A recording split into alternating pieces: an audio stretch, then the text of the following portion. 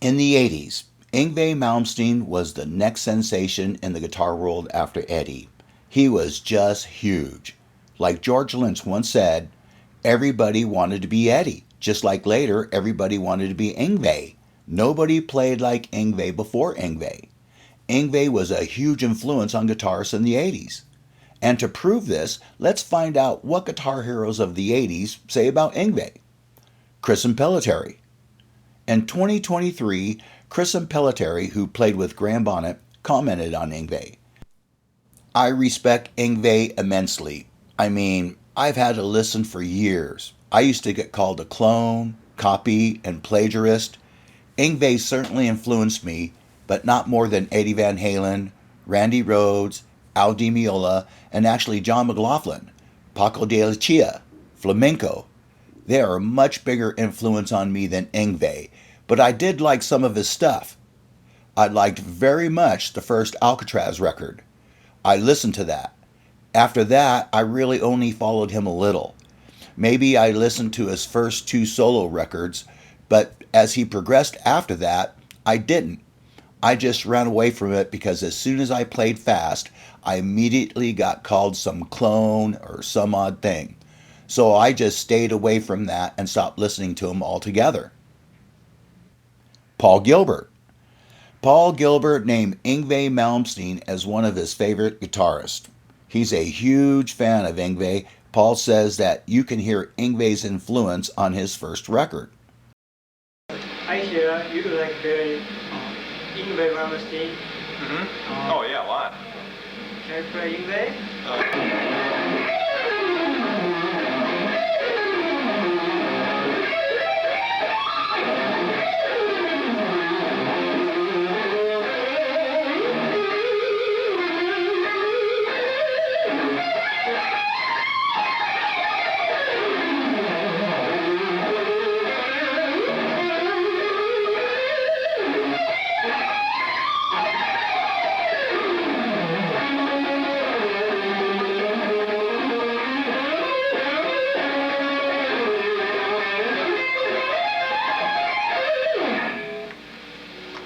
Harder than Eddie though. The first time Paul heard Yngwie was over the phone.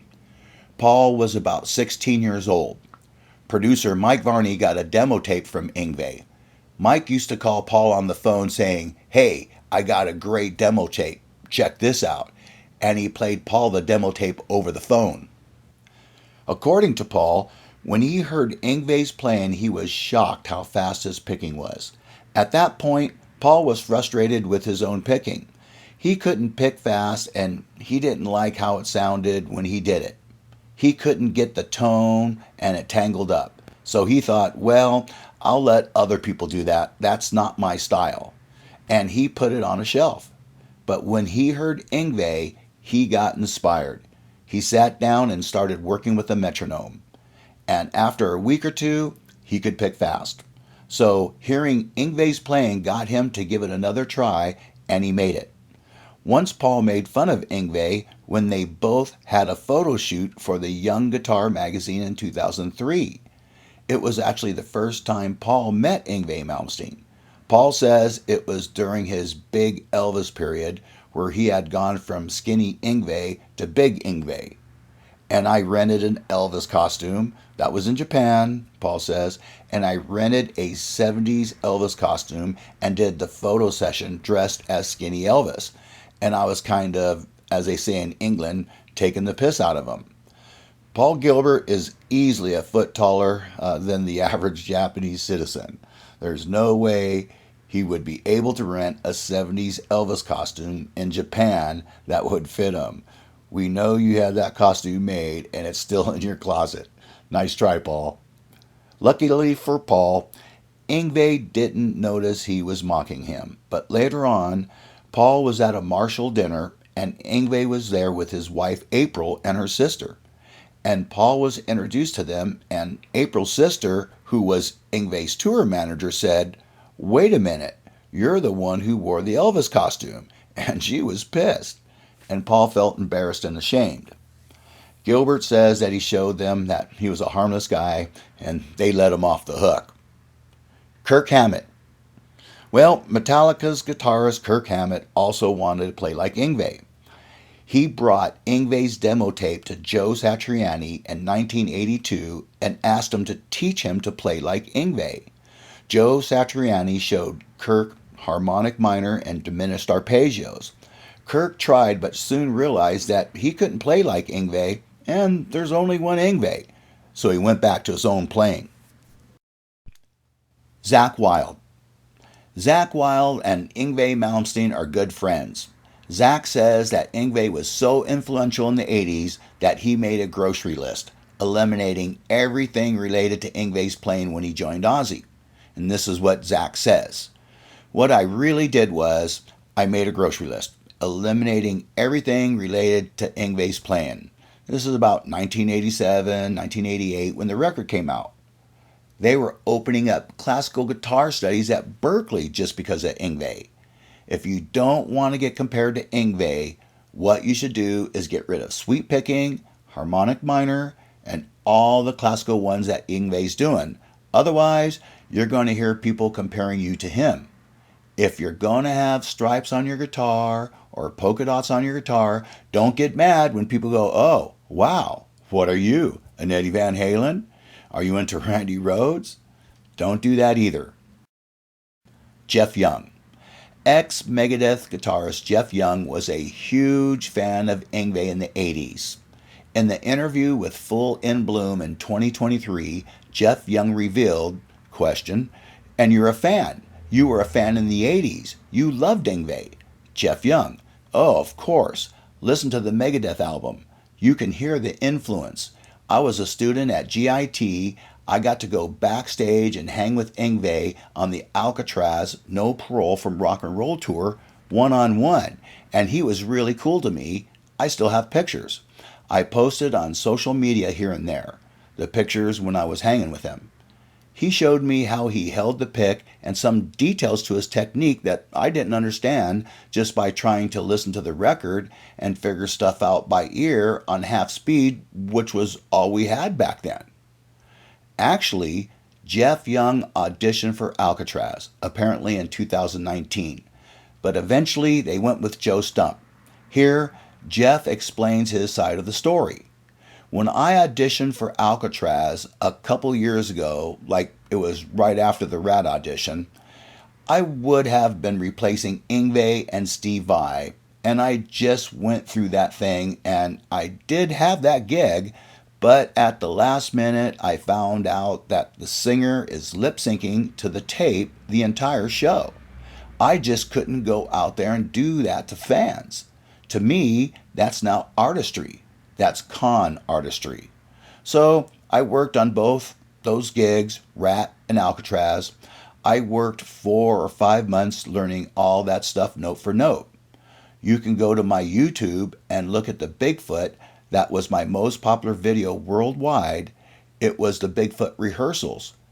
It's just the solo section. And then right next to that is a video. The singer, I'm just not mentioning the name, but we all know who the singer in Alcatrazz was, Graham Bonnet. They recently replaced him, but it's just there off camera that we're rehearsing and doing like the Hiroshima Mon Amour. My YouTube's like a diary of my life. You can see. And I didn't put it out. I didn't talk about it. I talked about a little on my radio show. These are hard choices that you got to make. You go to a concert and you hear a singer and it sounds nothing like the record. When Alcatrazz played Las Vegas and I met the manager and got the offer to do this gig, he sounded just like the record. It wasn't until a little while later I found out why. However, the manager who offered the gig to Jeff commented on Jeff's story, and this is what he wrote. "Misinformation bothers me, so I will clarify a few points here. 1. Jeff is a cool guy and a great player, no issues there. 2. Jeff was not coming in to replace Yngwie or Vai, as he states.